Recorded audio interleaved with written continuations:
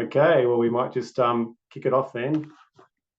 Thanks everyone for joining tonight. I know it's in the evening, but we thought we'd go ahead.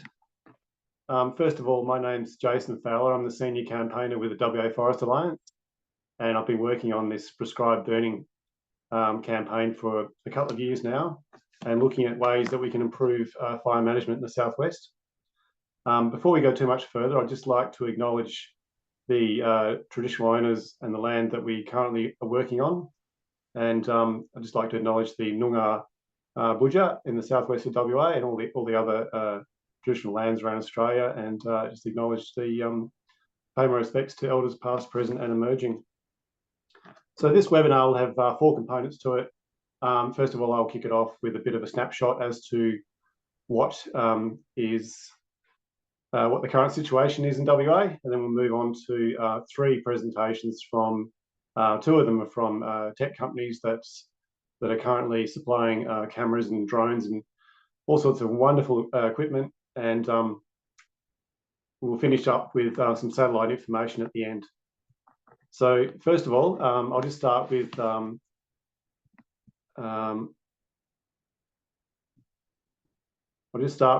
good look at what is happening in the southwest of WA and where it's come from. So if we just go to the next slide, please. What we've got here is a map of... Give me 2 secs, sorry. Apologies, everyone. Just get the screen sharing happening.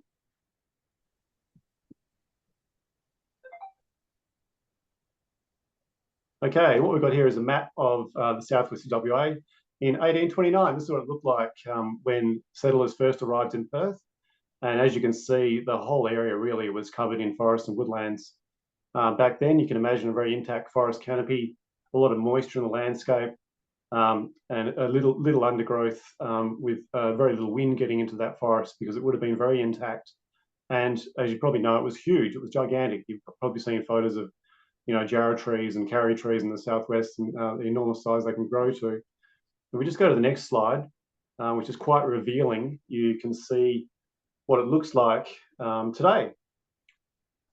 Just go to the next slide. Yep, go back one. So as it is today, I think about almost 90% of the area has been cleared, which means that we have huge areas now that have very little tree canopy at all. The forest extent that it does exist was logged many times over the last 150 years or so, and what that's done is opened up the canopy. Most of that forest is now in a juvenile growing stage.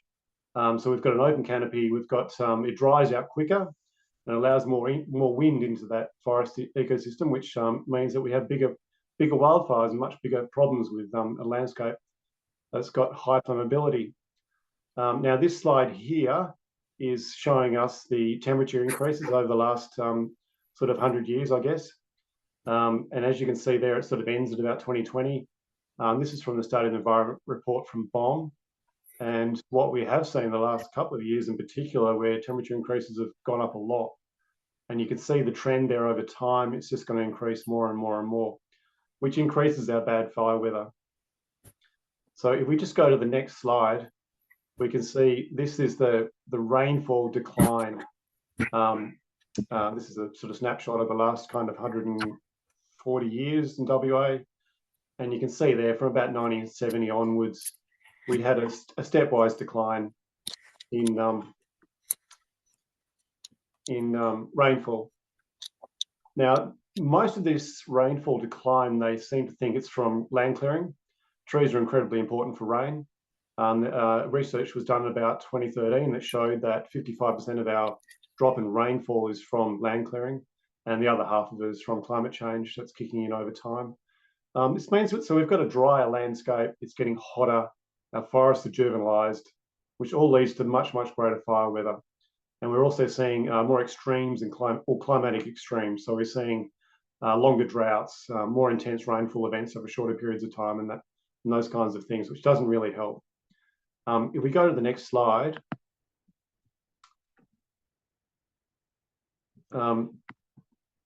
so prescribed burning in WA, it's been in place since about 1954, from what I can see. And it's been, well, obviously it's been happening for about 70 years. And we formally adopted a target back in 1994 of about 200,000 hectares a year to be burnt in the southwest, just to maintain a fuel age across the landscape of less than 6 years, over 45% of the landscape. So that program has been operating for a long, long time. But the problem is that we're seeing, particularly in the last 5 years or so, we're seeing a lot of the prescribed burns have become very intense and very destructive. And it's leading to outcomes that are not really socially acceptable anymore. And this is a big problem. And these two photos you can see here, this is the real reason why a lot of people in the southwest are calling for change, is because what we see here is the Giants East Block, forest block. It's not far from Bow Bridge along the south coast. And these are giant tingle trees. They're an ancient species, gone one, a relic. This tree in the middle there, that collapsed in January. The prescribed fire was put through there in just a week before Christmas last year. And it was so dry in the ground, the soil moisture just wasn't there. So the fire actually went under the ground and burnt the roots out. So a lot of these ancient trees are falling over because their root systems have been destroyed. And you can see the photo on the right there. You're looking at 40-metre high tingle forest there, and the tops of those trees are completely torched. So that's not really a good outcome for a prescribed fire. That's not what you want to see. And the problem with this is that it's happening more and more. We have dozens of examples of this in particularly the last couple of years, where it's really getting quite bad and severe. And it's causing a lot of biodiversity loss in the southwest. You know, those big old trees house most of the wildlife. That's where animals live. That's where the hollows are. So it's super important to keep them and maintain them in good health. So we sort of started looking, well, how do we manage fire in the landscape without having to do this kind of destruction? So if we just go to the next slide, we may have an answer for you. So this is out of the DBC annual report. This is the land management zones across the southwest that they use. So, you know, as you can see here, most of the prescribed burning is happening in the remote wilderness, well away from towns and people's farms and etc. And this is where we're seeing the most damage from prescribed burning as well. But if you really wanted to protect your house from bushfire, you'd want to be burning around your house to lower the fuel loads, you know, nearby. But this here just gives you a snapshot of what's really going on. So, yeah, there's lots of reasons to change. And hopefully from this webinar, we'll put forward some really good ideas and solutions to this problem. So if we just go to the next slide, this is a current snapshot of where we are right now. This is our bushfire detection systems we use in the southwest right now. One of the main ways we do that is from residents having to notice the bushfire and dialing 000. We also have spotter planes that fly around the southwest, do a lap every day during summer, looking for wildfires and smoke. And this is a good thing, certainly very valuable. We have lookout towers as well. I'm told there's about 10 functional lookout towers in the southwest at the moment, which were obviously built quite some time ago. Now, there's lots of problems with this, in the fact that, you know, lookout towers and spotter planes are good during good weather and in daylight, where you can see well and you've got good visual sight. And they're great when staff are rostered on and they go up to those lookout towers and start looking around. But as you know, many fires start at any time of the day, particularly at night from lightning and things like that. So there's a lot of flaws with our current system. And I wouldn't really call it a rapid detection system, because it's really based a lot, to be rapid, it's based a lot on luck, because you've got a plane flying past, you know, 10 minutes after that plane's left, a wildfire could start and you missed it. Same thing with the lookout towers. Someone might not be rostered on, and it's only luck that some resident might see a fire and actually call it in. The other thing is that it's quite long delays in detecting these fires at the moment with the current system.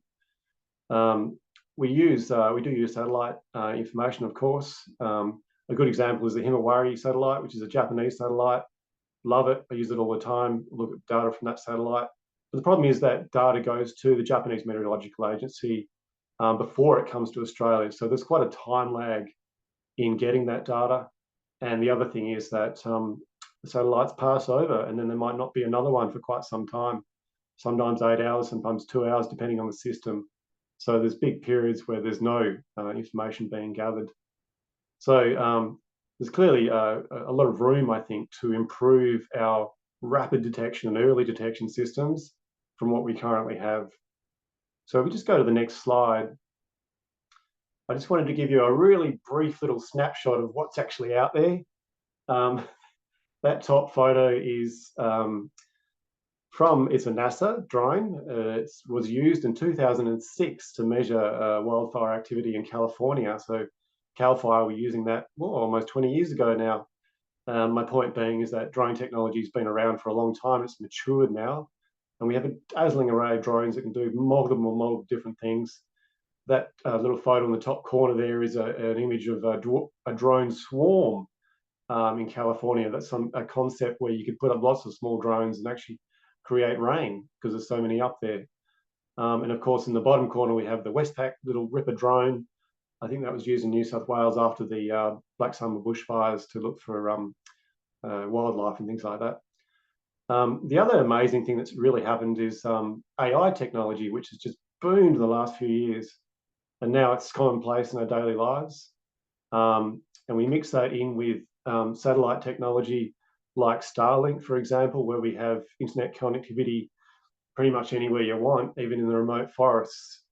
So we combine all these things together where we have internet connectivity, we have solar powers to provide energy sources, we've got drones, and we've got fire cameras, which have also come a long way. We feed all this data into an AI platform, and then we have the most incredible situational awareness you could ever ask for as a fire manager. You can sit in an incident control room with multiple screens around you, and you can see every possible aspect of that fire. We have weather stations located in strategic places now that give us real-time data about what wind changes are happening and whether there's rain happening, and these AI systems can also forecast weather as well in the future, so they can actually help us to predict how a fire will behave day after day after day. So this is an incredible jump in technology, and it really opens the door to much greater capacity to deal with big, large bushfires and to deal with them very quickly and put them out before they get big. So just go to the very last slide there, please, Emma. The last little point I wanted to make was in discussions with some of the Shire councils in WA, they were saying, well, a lot of our fire towers are old and, well, we don't have them in the right places, and how do we put up cameras, for instance, if there's nothing there? What do we do? There's a company over in Queensland called Exi. I'll give them a good shout out because they seem like a really good company, Australian made.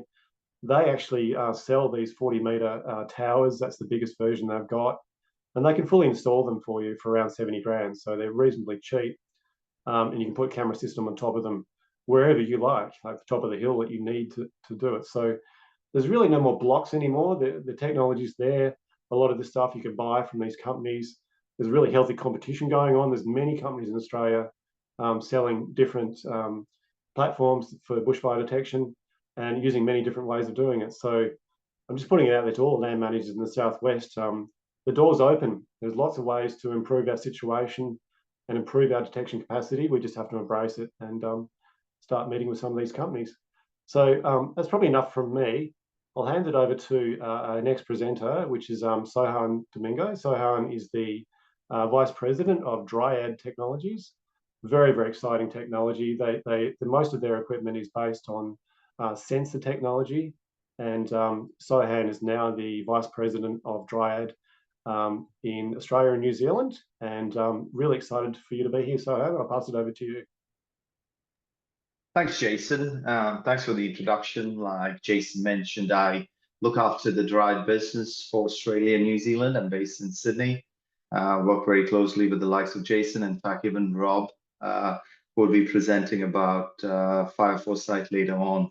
So Dryad has been in the market for the past 4.5 years. And our main core is to detect fire at a very early stage. And we use technologies such as AI, IoT, and LoRaWAN, which is a communication technology. unlicensed spectrum, which the sensors rely to broadcast data back to a cloud monitoring tool. Next slide, please. Thank you. So our mission is to tackle fires, in particular bushfire, wildfires, at a very early stage. And when we say early, we mean at a smoldering phase. So when there is smoke that's generated because of burning wood and leaves, that's when we can analyze the smoke in the environment and then trigger an alert in a cloud monitoring tool. And therefore, we use the term ultra early detection. Our technology we use is a network known as LoRaWAN. It's low power, wide area coverage, which is quite useful when you want to do detection of fire in forestry or in areas where you have no LTE, 4G, 5G, or satellite connection.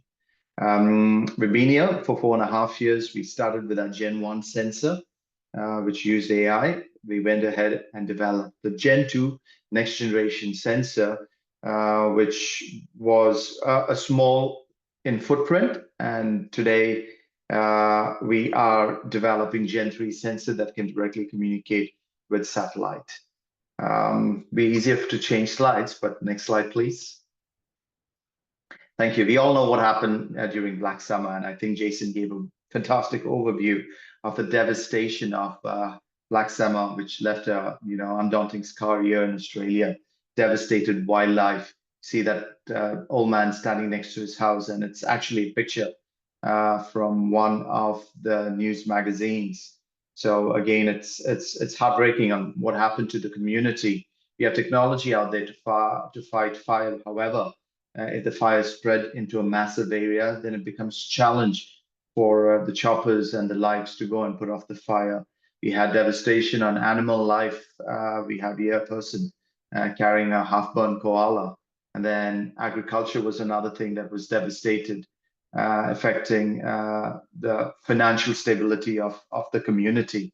And so the thing that we need to do is detect these fires at a very early stage to prevent the next Black Summer here in Australia. Next slide, please. So a picture speaks 1,000 words, they say. And where do we fall in?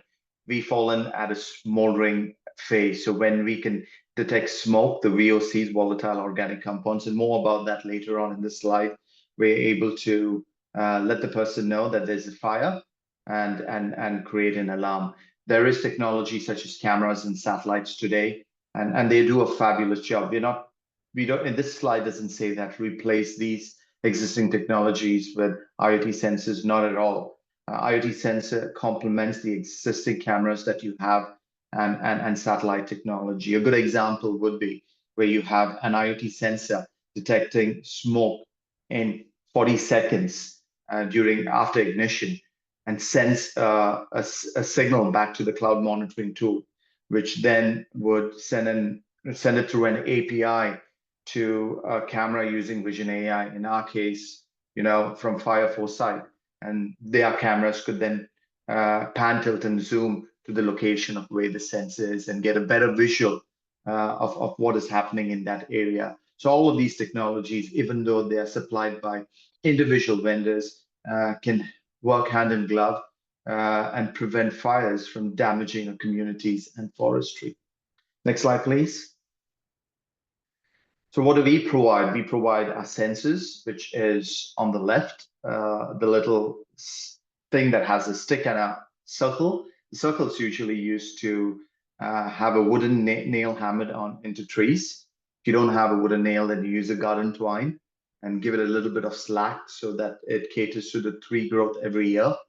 In the middle is a mesh gateway responsible to create a network in forestry. So if you have to cover hectares and hectares of land, you create a mesh network using a meshed gateway. And then we have the border gateway. The purpose of a border gateway is to communicate the data that's receiving from the sensors and the mesh gateway to a cloud monitoring tool.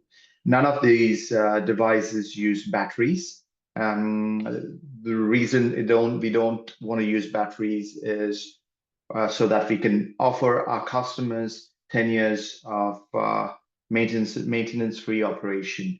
They use technology called supercapacitors. So they harvest solar power and store this in supercapacitors. In the night, it is the supercapacitors that is responsible for powering the electronics inside the devices. Next slide, please. All right, a bit about our AI gas sensor. Our AI gas sensor uses a Bosch BME 688 sensor, and it can detect volatile organic compounds like your carbon dioxide, carbon monoxide, and VSCs, volatile sulfurous compounds as well, that are created because of bushfires. At any given time, it does analyze the temperature, humidity, and air pressure, and provides that information on a cloud monitoring tool. It sends this information every 2 hours. It's IP67, so it can be installed in Australian forestry. And we call it the electronic nose, and it has a self-heating process. Every 1 week, it heats itself in that sensor cavity, just to ensure that you don't have insects or other bugs that go and create a home inside. And our deployments around the world are high deployments, but low cost. Next slide, please. So the sensors communicate to the mesh gateway. The mesh gateway is often 1 kilometer to 2 kilometers, depending on the terrain, the topology, and the topography. The sensor can detect gases from 80 meters to 100 meters. It uses LoRa frequency to communicate with each other. Has a built-in solar panel, like I said, and uses supercapacitors rather than batteries to power the device. It works in 2 stages. It checks for the air quality. If the air quality is bad and it detects there is abnormality with air quality and temperature, it triggers stage 2. Stage 2 is when the BME 688 gas sensor from Bosch kicks in with AI running. The reason we use AI is to analyze the components of the VOCs. If there's carbon dioxide and carbon monoxide in the atmosphere, and if it's so, it takes that information, it pushes that information to a cloud monitoring tool that does a bit more of analytics and then triggers a fire alert. So that's the end-to-end functionality of how our sensor works. Next slide, please. All right, so a bit of an architecture. We have our gas sensor here, the LoRa chipset that's used to communicate to the gateway.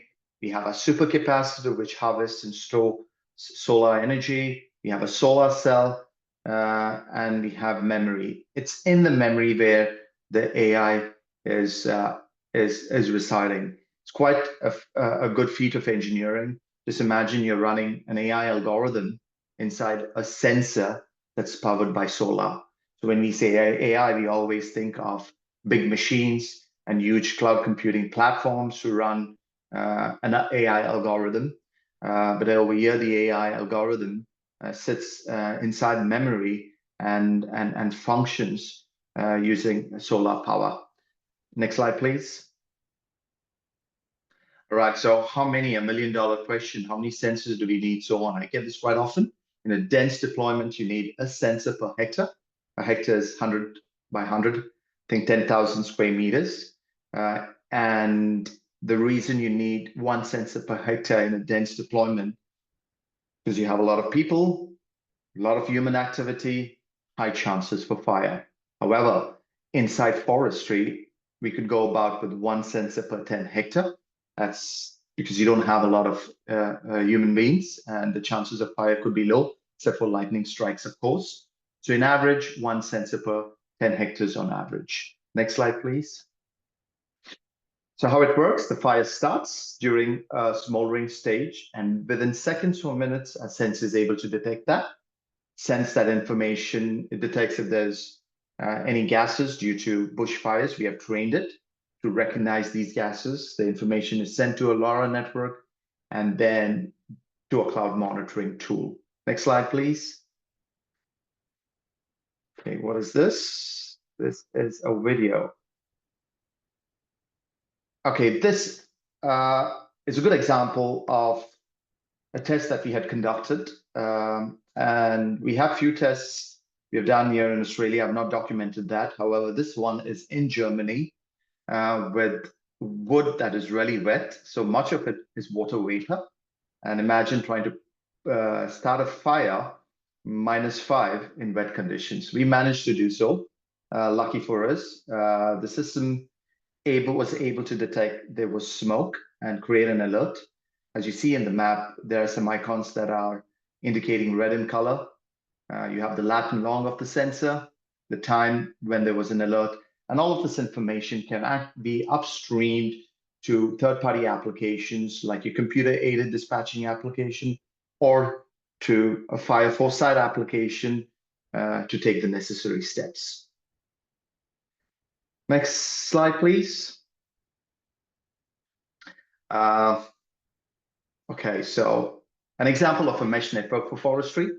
So the red icons are your sensors, then you have the brown, which are your mesh gateways, your border gateways, and your cloud platform. I have 4 minutes, so I'll need to rush a bit. Next slide, please. So how do we train the AI system? We use an artificial intelligence training lab. On the left is where we burn wood pieces from forestry, and we have done this from material all around the world. We heat it to around 400 degrees Celsius, 320 to 400. That creates VOCs. The gas that is emitted goes through this tunnel, which is mixed with outside air. And on the right-hand side is where the AI detects the specific smell of forest, and that's how we create an AI algorithm to detect forest gases. Next slide, please. All right, we have a case study here in Lane Cove Barren Reserve. Next slide. Here we installed few sensors. The approximate coverage area is 3 hectares, 1 border gateway, 10 sensors. Here are some of the pictures. We have the sensors installed, some of them 3 meters above ground, others 3.5 to 5 meters. The purpose of this site is purely for demonstration purpose. Currently, it receives information such as your temperature, pressure, humidity, and air quality. And this information is displayed in the cloud monitoring tool, which is visible to Lane Cove Council. And what we observed in these in this terrain and in Lane Cove, which is quite thick when it comes to bushes and branches, there's strong gateway connectivity between the sensors and the gateway. We had no performance issues even in dense forestry, and it operates even under low sunlight. So it charges under low sunlight, and it's never been down so far. And this has been running for the past 1 month. Next slide, please.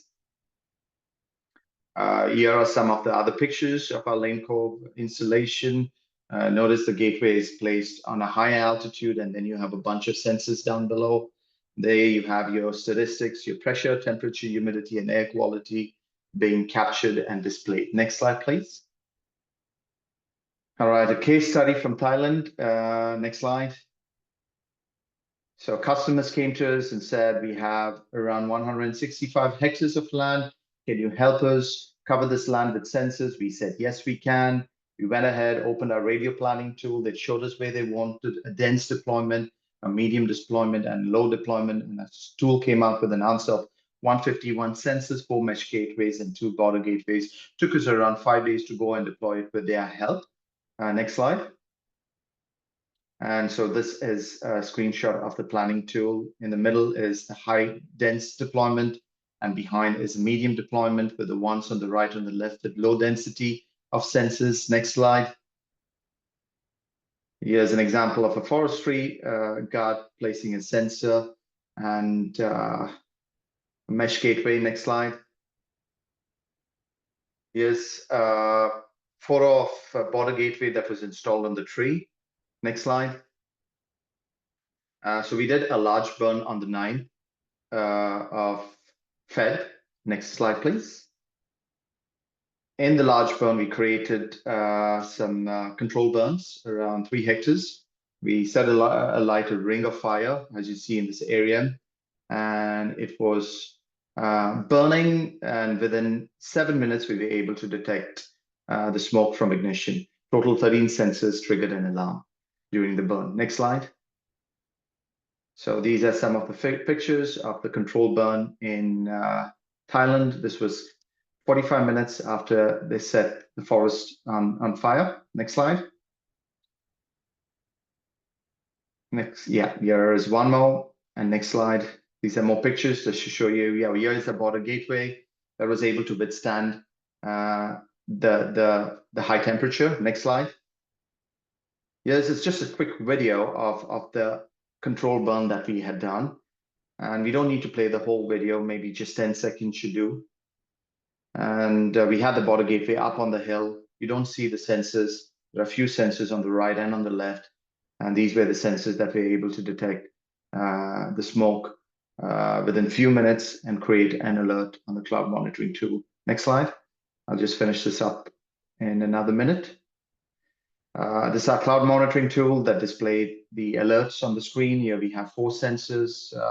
This slide just to show you that the indication of the icons, they change color to indicate that there's a fire alert. So the ones in green have not yet received any smoke, but the ones in red have, and you can narrow down on the location of the smoke. Next slide. We have a roadmap of development, so we just don't want to stick to detection of wildfires. We want to do gunshot detection, fuel moisture, soil moisture. Dendrometer is to measure the tree growth. Currently, we have the Gen 2 sensors. Gen 3 is when we have the gateways integrating to satellite and the sensors as well. So there's lots coming in future. Next slide. And finally is our drone technology. I'll finish with this and one more slide. The drone technology works in such a way where you have, if there's an alert detected by a sensor, the drones are stationed in strategic areas close to forestry. They receive the alert from our sensor. It goes to a cloud monitoring tool. The cloud monitoring tool will create a drone path and download that information onto a hangar.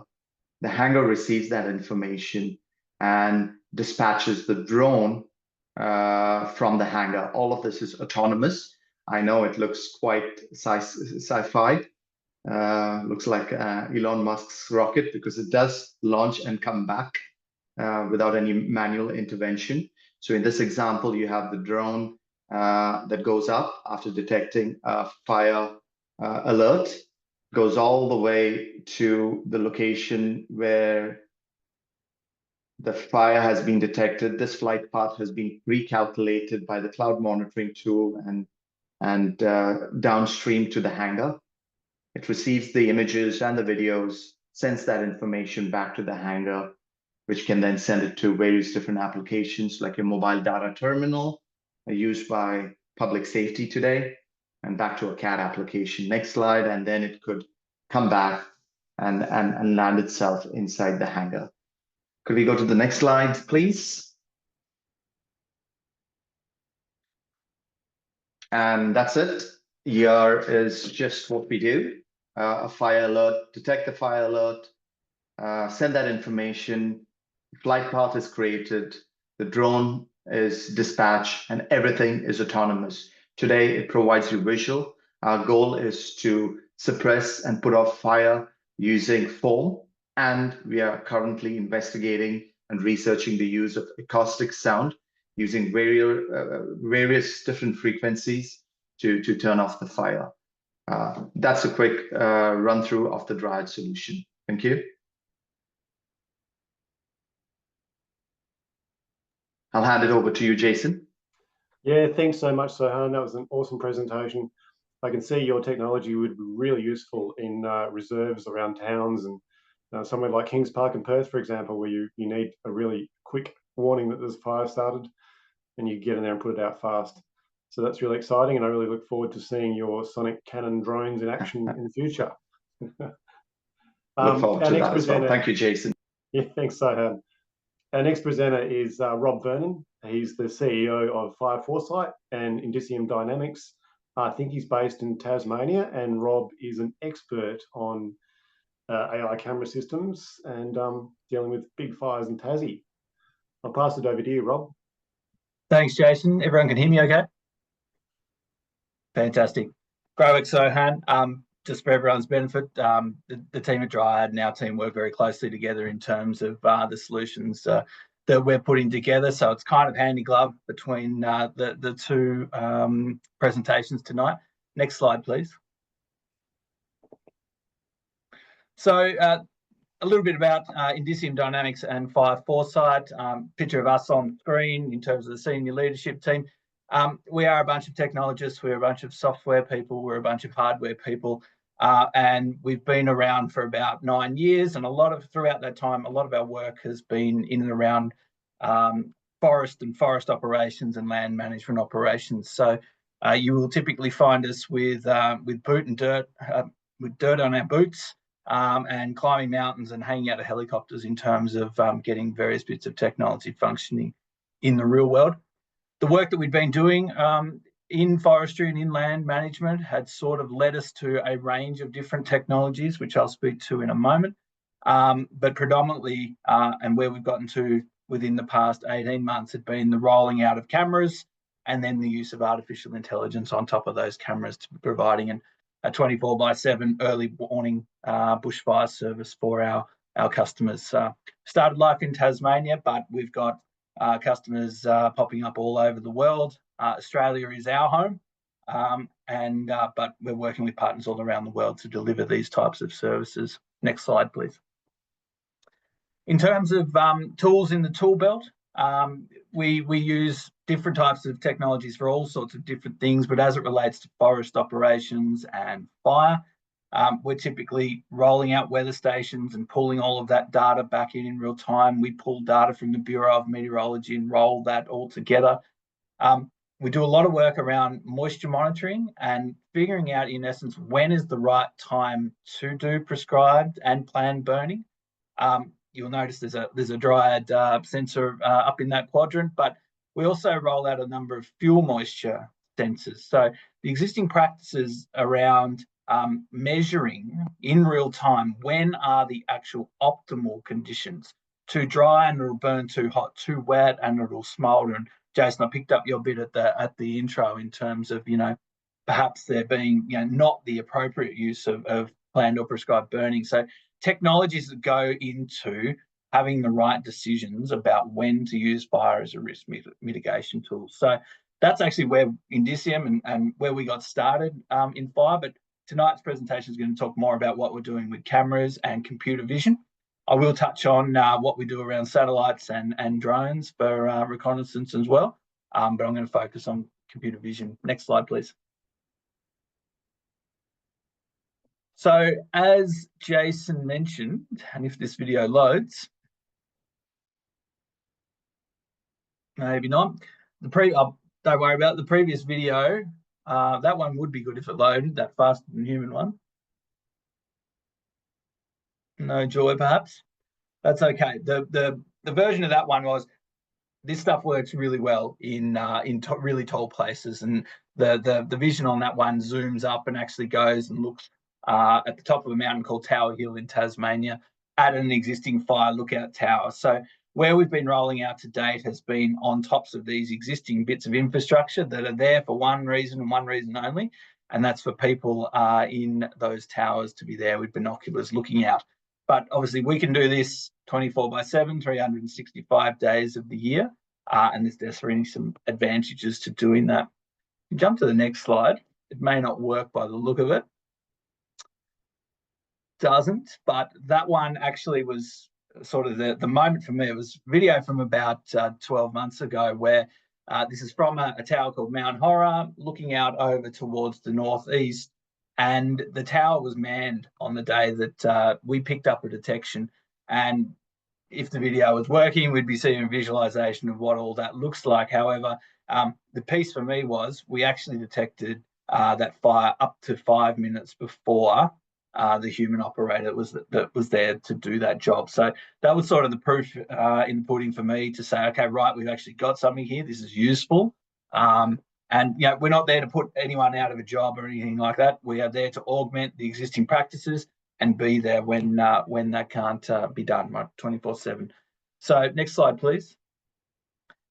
In terms of our existing services, so to date, we've rolled out in Tasmania, or this was the first batch in Tasmania, on tops of existing fire lookout towers and working with a whole range of stakeholders. And probably the key bit I want to take as a takeaway for everyone on the call tonight is This isn't just a forestry thing. This is a land management thing. This is a land asset owner thing.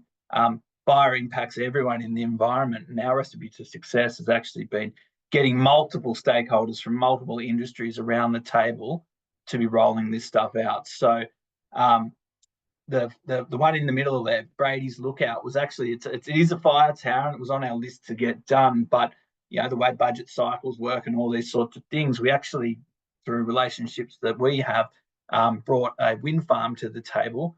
And they, you know, there'd been a fire in that area, and they were interested in, you know, being good community-orientated people.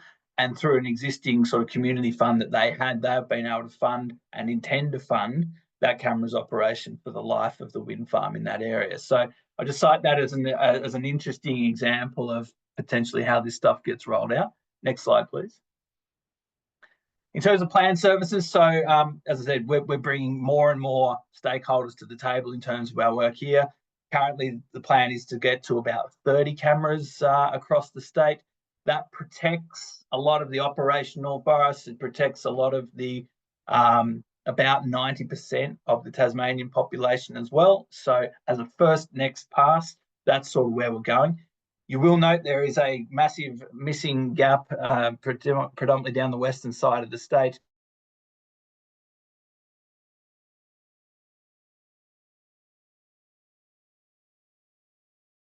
B infrastructure in that environment.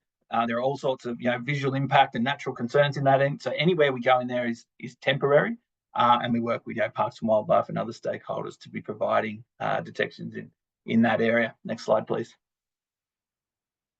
So lots of additional benefits to having cameras. So, you know, where we started with this, the cameras were just going out for situational awareness. Can we just take a look? But obviously the AI adds another element to it altogether. The availability of live high definition video and to be able to control the camera and zoom in and take a closer look just gives, you know, emergency personnel another tool for their tool belt.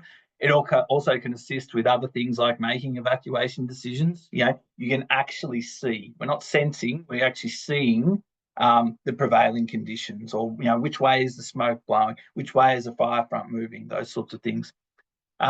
We're on record all the time. So in essence, we see before the fire started and we see after the fire started as well. So, you know, it is there as an auditable trail in terms of, you know, fire investigation activities. Early detection results in early notification. So, you know, that's the sooner we can get to this stuff, the better. Better it is for people fighting fire, the better it is for the surrounding communities.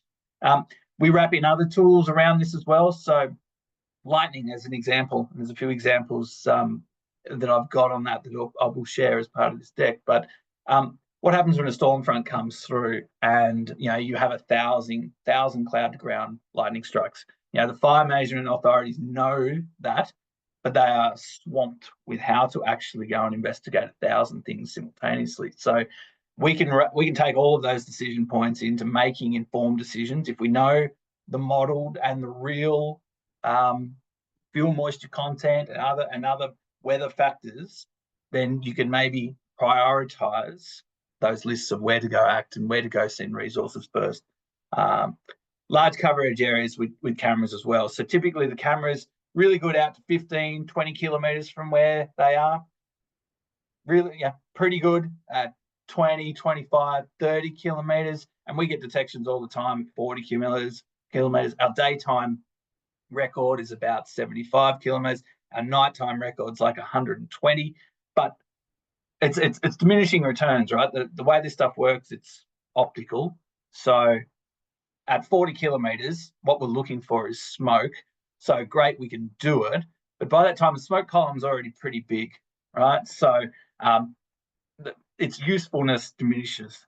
So great to have more cameras so that we can get closer and get some triangulation. But, you know, WA is a massive state.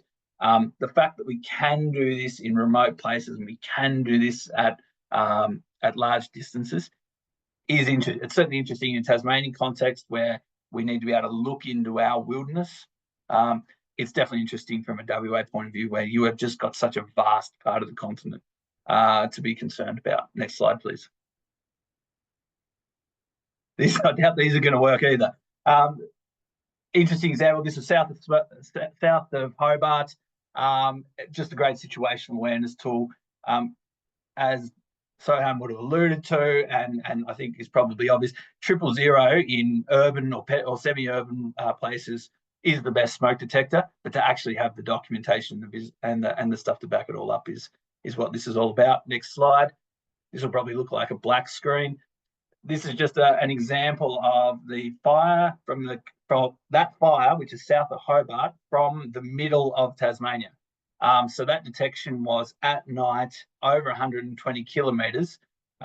This stuff works really well in the day. It works increasingly well at night. I cite this one as an example of just a really remote detection. So when you're talking about vast expanses like you've got in Western Australia, then okay, great. Okay, we know that a camera might be able to pick up something that's definitely over the horizon, just based on what else is going on. Next slide, please. Next slide, please. So Sohan on his deck had a little bit about this. I will talk about it in a little bit more detail as well. So there's a global competition called the X Prize Wildfire Challenge. It's one of these philanthropically based sort of super ambitious target sort of competition. So the remit for this one is detect the fire from space in under 10 minutes and autonomously go and put it out. Now, both Dryad and Fire Foresight are competitors in that competition. So there's a nice tongue-in-cheek, healthy competition between us, even though we work together all the time. And the interesting bit about this from our perspective is, we're rolling this out, we're adapting. It's a great way for us to hone our capability. But Fire Foresight is now the only team left in that competition from the entire Southern Hemisphere. So that's something we're pretty proud of. We're leaning in very heavily in terms of what we're doing around bringing in sensor information from companies like Dryad, using our camera system and a couple of different approaches with artificial intelligence. We are, and the next slide, if you wouldn't mind, we'll do the one next. There is a link in this deck that will take you, that one, thanks. We'll take you to a video of our efforts around stitching this all together. So lightning, the Dryad sensors, our own cameras, actually making an autonomous decision to launch a drone and go and attempt to put it out. So we don't have to look at it tonight. Probably the slide previously is the one that we're actually solving for. If you wouldn't mind just stepping back one. Just back one more, thanks. Yeah, cool. So this is us. This is Fire Foresight on a page. It is all of those moving parts. So we're doing things with satellites. We're trying to work with multiple satellite companies to create, in essence, a virtual constellation. So challenges with satellites is seeing through clouds, but it's also having a satellite above your head at any given time. So stitching in that information for detections. We're doing stuff with cameras and computer vision. We've got the on-ground sensors. We're working on bringing the real-time and modeled weather data into this, all with the purpose of early detection, closer investigation through the use of drones, and ultimately what we're all trying to aim for is going and putting that fire out. So funnily enough, the technology bit of that conversation we're getting there quite quickly. Picking up a ton of water autonomously and going and dropping that, physics is a bit of a challenge in that respect. So it's something that multiple companies around the world are working on. We are one of them, and it's a pretty exciting space to be in. So that's probably me. I'll probably wrap up there. Do please, if you wouldn't mind, go and take a look at our video on LinkedIn. It does show, in essence, the system from end to end. There's a couple of examples where we're looking at lightning, we're changing the behavior of the system, we're getting detections super early and working with partners like Dryad on getting it even earlier. The piece I will finish on is Sohan and I will be in WA in probably 4 to 6 weeks. We've got our first gig together in Western Australia. So yeah, we'd love any opportunity to follow up from this evening and meet face to face. We're excited to get to WA. I lived there for a couple of years myself. I love it. It's great. Oh, thanks so much, Rob. That was a very informative presentation.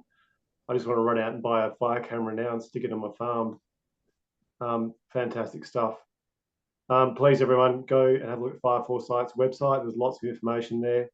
And there's a lot of other companies of the East Coast as well working on the same technology. So I encourage everyone to dig into that and have a good hard look. Our next presentation is from Dr. Stefan Peters. Stefan is a senior lecturer in geospatial science at the University of South Australia. And he's leading research at the interface of geospatial and environmental science. Now, they have launched a satellite, I believe, called Cagnini, and it was launched by one of Elon's rockets up into space last year, and apparently it's up there right now, being fine-tuned. And we're going to hear a lot more from Stefan, and I'll pass it over to you. Thanks, Jason, and good evening, everyone. Can everyone hear me? All right. So yes, it's not us who have launched the satellite. It's a long-term project funded by the South Australian government, and it's a project initiated by SmartSat CSE and in cooperation with local industries. But our research team has built a model, which is one of the main demonstrations for the satellite. But before I dive into this, I would like to present, first of all, our team. So next slide, please. Our team is a research team of about 15 research academics and technical experts from the University of South Australia, from Swinburne University. We do collaborate with the European Space Agency, with the ESA PhilLab team, and with SmartSat CRC. So we have experts in remote sensing, in software engineering, in AI and machine learning, and in data mining. Next slide, please. So before I talk more in detail about what we do, I would like to give a brief overview about the current state of the art of space-based fire detection.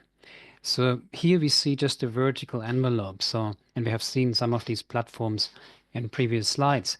So we can detect fire using these different remote sensors on drones, on UAVs, on aircrafts,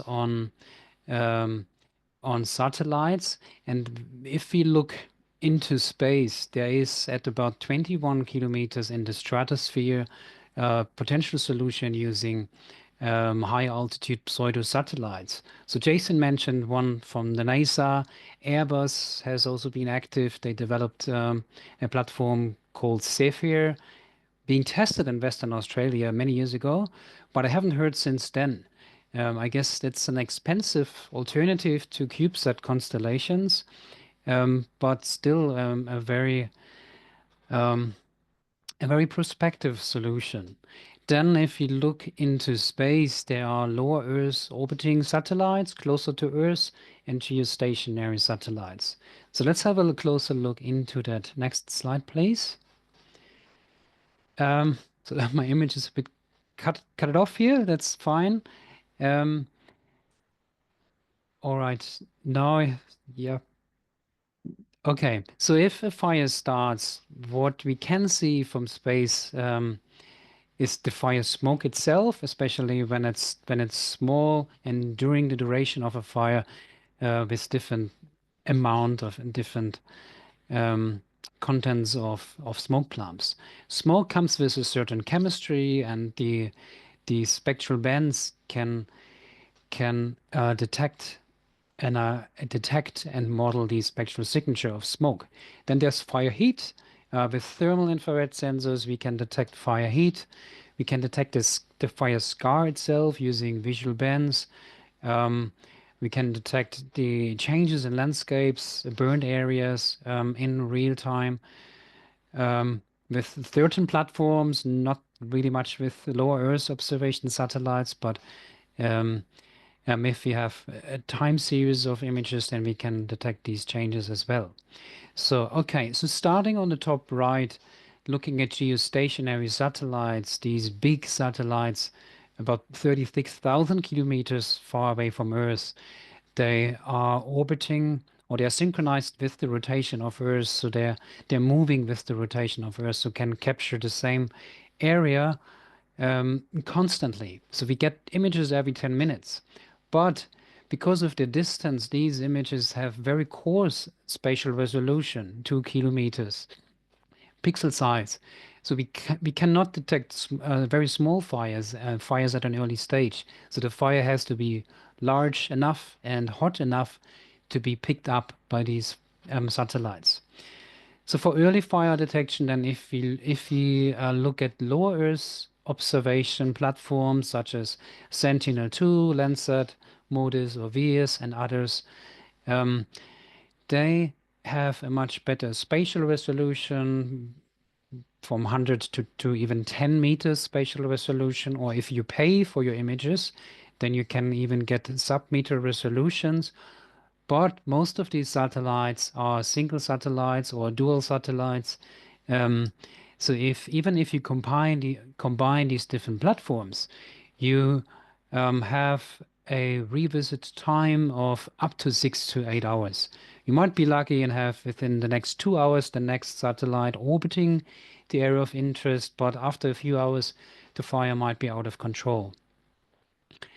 So new solutions to this problem of improving early fire detection are, as I mentioned, potentially high altitude pseudo satellites.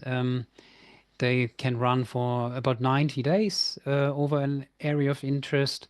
But the more affordable solution I see are CubeSat constellations. So if we have these tiny CubeSats, but a constellation of them, like not just 2 or 3, but 50 to even hundreds of them, with dedicated sensors built to detect fires, with onboard processing capabilities, so the satellite does not need to orbit towards the poles, which lasts another 15, 20, 25 minutes, and then the data is downlinked to Earth. So this direct transmission of the onboard located fires, that would be the best possible, one of the best possible solution from space. Next slide. So, but to process these data on board of a CubeSat, that's challenging because it's a very small little box, not much larger than a shoebox or 2 or 3 shoeboxes, and it has solar panels, but the available power is limited. The storage capacity is limited. The energy, has to be used in a very efficient way to not only capture images using complex sensors, but also store and process them. So our research addresses this challenge. So we have been working now for the last 4 years with SmartSat CSC on preparing for Canini mission. Canini was launched last year, and I just got today in our first images captured over active fires in Western Australia in a site called Bunjil Pinta Ruta. We are very much looking forward to analyze the first data we got. At the same time, we will in this and next year's fire season also get the chance to deploy our models and algorithms onto VSAT. That's the as CubeSat, also research satellite launched by the European Space Agency. And if you compare these both CubeSats, they differ in spectral and spatial resolution. While Canini is quite coarse in terms of spatial resolution, it has a pixel size of 75 meters. Compared to VSAT with 5 meters, it has a hyperspectral band. So it has 48 bands in the visual near-infrared and thermal infrared range, while VSAT has only 7 bands. Okay, but I have to mention these are capability demonstration or research satellites, so they're not constellations, they're single satellites just to test what's possible. Next slide, please. So our goal is to create and research a very lightweight AI on board model for fire or fire smoke detection and to detect them as accurate as possible. And we have to address the bottleneck of storage capability, power consumption, and computation capability. At the same time, we look at solutions for onboard geo-registration so that we are locating with latitude and longitudes the detected fire on board for then downlinking to Earth. Next slide, please. So we developed as part of a PhD thesis, which was just being defended, a lightweight CNN-based model that uses spatial attention, spectral attention, residual learning, and input amplification. And it uses only 2% of the, let's call it, AI parameters compared to any other state-of-the-art models. So it's super lightweight, therefore it can run super fast, with still achieving an excellent detection accuracy based on our simulated data. So we achieved initially, we developed this for Landsat 8, we achieved an accuracy of 88%. We adjusted and adapted the model to Canini and achieved an accuracy of even 95% with some of the model improvement. Next slide, please. So since we built the model before the satellite was launched, we simulated Canini imagery using VIIRS imagery. That's another sensor with similar specs. And then we resampled pixels in terms of spatial and spectral resampling. We applied something that's called band misalignment and signal degradation to match as good as we could the specs of the actual Canini image. Then we took historical fire events during 2018 to 2020 fire season in Australia as training samples, where we downloaded VIIRS imagery, resampled them, and then we created training datasets, applying spectral thresholds, which we developed for to distinguish between smoke end members, cloud end members, aerosols, mixels, and everything else. So that we have then tiled the imagery into 256 by 256 pixel tiles into label tiles that are labeled by smoke, cloud, aerosol, or clear. And that allowed us to train and classify any Canini image. Next slide, please. So the onboard processing starts to take the captured image on board, tiles the image, extracts bands, runs the AI model, and then merges the detected fire or fire smoke tiles back into the original image format, and then compress, splits, and downlink them to Earth. And all of the numbers that you see here on the slide are the power consumption and computation time. Next slide, please. So we run different tests in different stages. First, we developed a virtual system with the help of SmartSat CSC. Then we tested our models on a hardware emulator that uses a CPU board and a VPU board with very similar specs as the hardware on the satellite. And then we got access to the engineering model that's, so to say, a copy of the satellite, to test our model and algorithms based on their functional and performance, their functional performance and their computational performance. Next slide, please. And our results were great for the simulated approach. So we had, if we compare what we achieve through an onboard processing, if you compared it to an on-ground processing, so waiting until the satellite passes the poles, downlinks the data, and then we run the traditional models on the ground, then an onboard solution as we developed is 500 times faster. It just takes a few seconds, assuming that we have a downlink solution.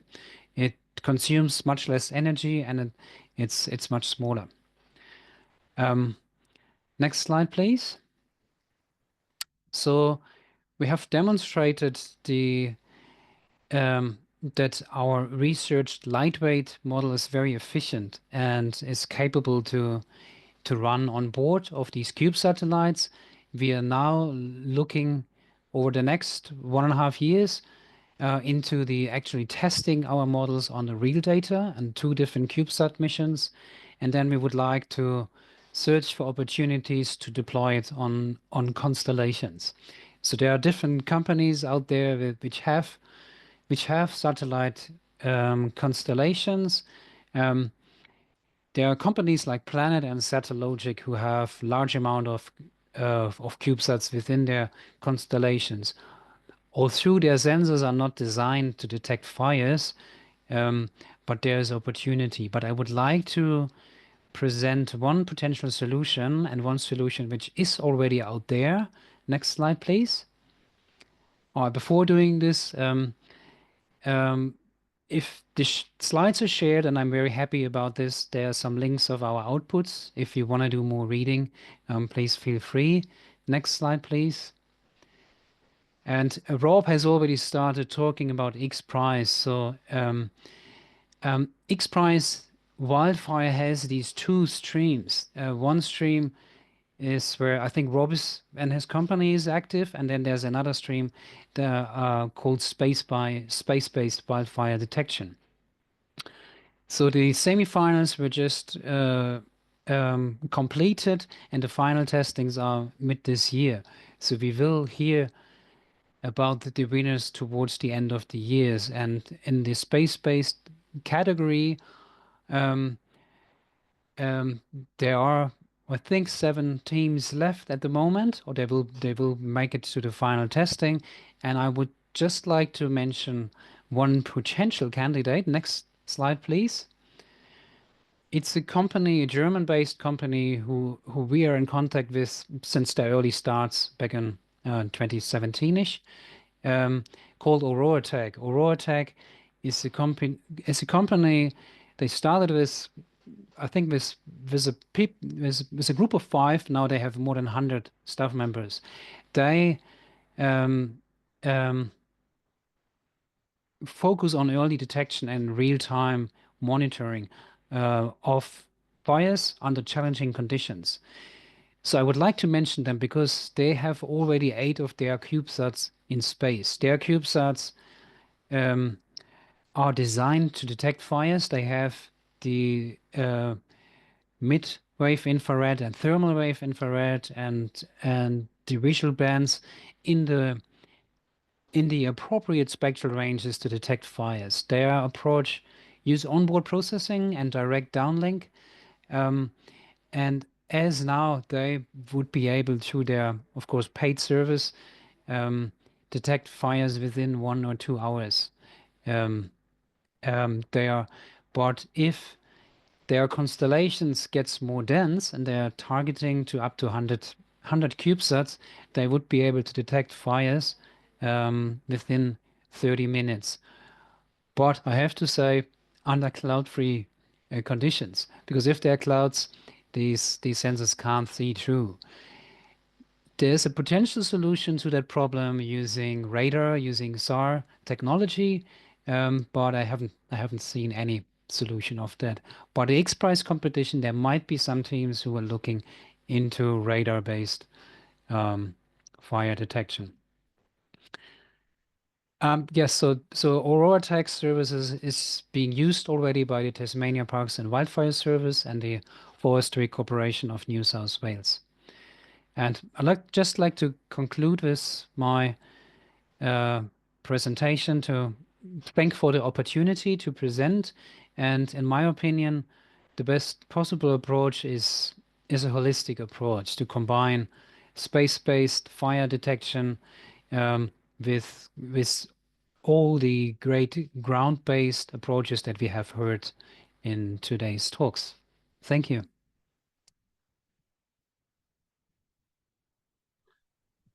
Thanks so much, Stefan. That was really very enlightening. It's good to see that there's so much research happening in space-based detection, and I wish you all the best in the X Prize and hope you win it.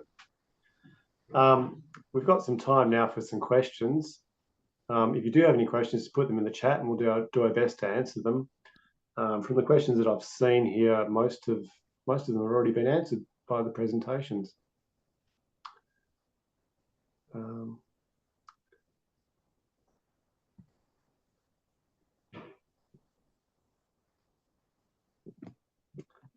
Well, I think if you do have any questions, please feel free to forward them to me, myself, or any of the other presenters tonight. We'd be really happy to answer any questions you have. Jason, can I ask a question to Sohan? Absolutely. Yeah, go for it. Yeah, Sohan, thanks for your presentation. You run quite quickly through one slide where you, I saw there were some satellites just shown on your slide, and I couldn't really catch if these were satellites that your company is planning to launch, or could you just talk a bit more about that? Well, sure. The satellites are not the companies we plan to launch. It's a partner company, Kinis and EcoStar. So Kinis is quite, if I pronounced it well, I always struggle to pronounce Kinis or Kinis, are a satellite-based company, quite predominant in the US and Canada. So today, our gateway, our border gateway, connects to the Kinis and EcoStar to upstream information, and that downstreams it back to our cloud monitoring tool. These were your Gen 3 gateways, and the Gen 2 gateways use LoRa. In future, since Kinis is going to purchase around 100,000 sensors from us, and they also investors in our company, we will be enabling Gen 3 sensors upwards to communicate directly with the Kinis satellite. We don't have the services yet here in Australia. I did have conversations with them. They will start very soon. But for now, we could use Starlink. But that is through a Starlink Ethernet switch. But our gateway supports direct connectivity to Kinis. And in future, the Gen 3 sensors will do the same. Oh, thanks, Arthur. So these are communication satellites, not Correct. Earth observation. Yeah. Yes, these are not observation satellites. These are comm satellites. Yes. Thank you.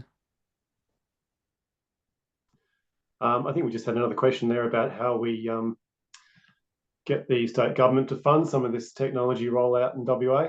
And that's a good question. What we can do is certainly keep doing what we're doing and writing letters and meeting ministers and really showing the state government all the different technology available and urging them to move forward and actually start purchasing this stuff and getting it in place. I can provide a little bit of insight, Jason, given I've Sure, absolutely. spent the better part of 3 years in this space.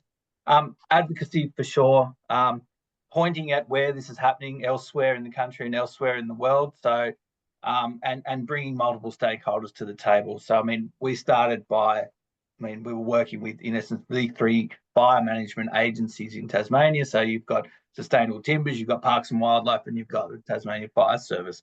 The conversation started there, but it wasn't really until we started incorporating non-government entities into that conversation, right? So you had other forestry companies in that. We've brought other local governments into that. The way things are written in our part of the world is, local governments actually have this first line responsibility around quote unquote disaster, yet they are the least resourced entities out of any of this. So, it's been a long journey for us. It has been one of lots of hand holding, and just leading it. I mean, I literally feel like we have led. It's not our role, but hey, we'll take it on and we'll do it. So I see that replicated in other parts of the world. We've taken examples out of how this stuff's been deployed at scale in places like California. Unfortunately, the headline out of that is it takes a lot of things to get burnt down, a lot of people to die before this gets back on the agenda, right? So I'm always open to ways in which we don't have to wait for that to happen. But it's stakeholder engagement.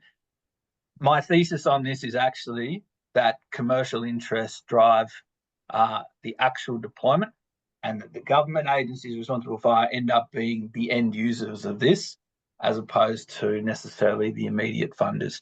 Early days, but lots of work to do. Thanks so much, Rob. That was a good answer. We do have quite extensive plantation areas in the southwest that definitely need some protection.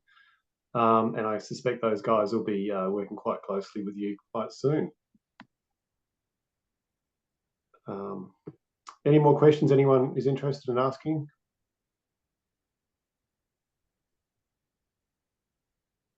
I've got a question here. Queensland, Victoria, or New South Wales government agencies using any of this technology? I did attend a webinar a couple of months ago from Forestry Australia, and yeah, the answer is yes. I know that the Parks and Wildlife Service in Queensland are using a lot of different fire cameras. Same with New South Wales. And I do believe that there's a collaboration in Tasmania as well with Sustainable Timbers Tasmania and the Parks and Wildlife Service there. So any more to add from that, Rob? Do you know more about that? Yeah, look, New South Wales definitely leader of the pack. I mean, RFS is, probably the best funded of those types of agencies that exist around the country. They've got a massive area and a big population and recent history in terms of devastating bushfires. Victoria probably comes close. Well, after that fact, they've got a couple of different agencies looking at it. Queensland, yep, less so. Tassie, through our effort, sort of leading the pack and catching up quite quickly. But yeah, our New South Wales and RFS are really ambitiously thinking about all sorts of different ways of thinking about this and deploying technology. And to be honest, that comes from the top in their leadership in terms of their success and their want to invest in this space. So I think WA has an amazing opportunity to quickly catch up, and you just have to make it a priority in terms of the government's interest in learning about what's on the table and then starting down the path. Yeah, I'll just add, I saw a really good presentation from the Green Triangle Fire Alliance in South Australia, in partnership with South Australian government as well and plantation companies. Multiple fire camera systems seems to be working really well. Unfortunately, they're in drought, which is not good for their plantations, but at least they're not getting burnt down. So that's, yeah, quite positive. I would encourage anyone to check out the Green Triangle Fire Alliance for more information on that one.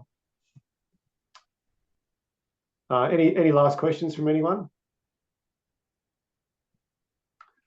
I do have one here asking about whether this webinar will be available, and it certainly will.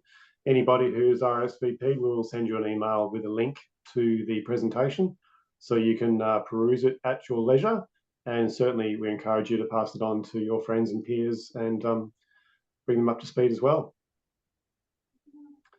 If there's no more questions, I think we might have to wrap this up. Yeah, Jason, I'd just like to add to our Queensland, Victoria, and New South Wales government agencies using any of this technology, to add to what you and Rob mentioned. There's been plenty of discussions about the use of sensors as well as cameras with parks and forestry.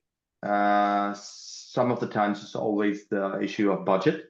Where do we get the money to roll this out? Rural fire services and FRNSW seem to be investing a lot on fire suppression rather than fire alerts. They would like forestry to invest on fire alerts, where because forestry and national parks own forest. So if they can allow the RFS and FRNSW get an alert, for example, from a camera or an IoT sensor, push that to a CAD application, then the RFS and FRNSW would then send out drones or maybe a fire truck to go and put off the fire. So they're investing more on fire suppression than, let's say, fire alerts. So there are two different kinds of technology, the alerting part of it and the suppression part.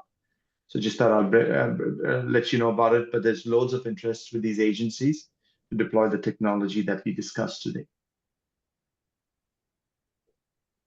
Thanks so much, Soham. I will add that this webinar has been about detection, not so much suppression. Maybe in the future we could have another webinar about bushfire suppression. Yeah, and go down that rabbit hole. Yeah. Okay, is there any final comments from anyone? I'll just echo. We'll be over in WA soon, so yeah, appreciate any opportunity to connect. There was a link in the chat. Hit me up on LinkedIn. I'm on there. I live every day of my life on there outside of when we're not climbing up a mountain. So I would love to hear from anyone. Likewise. Thank you all for your time. No worries. Thanks everyone for joining, and thanks to all the attendees for watching on. And I will see you all later. Thanks, Jason. Thanks, everyone. Bye. Thank you.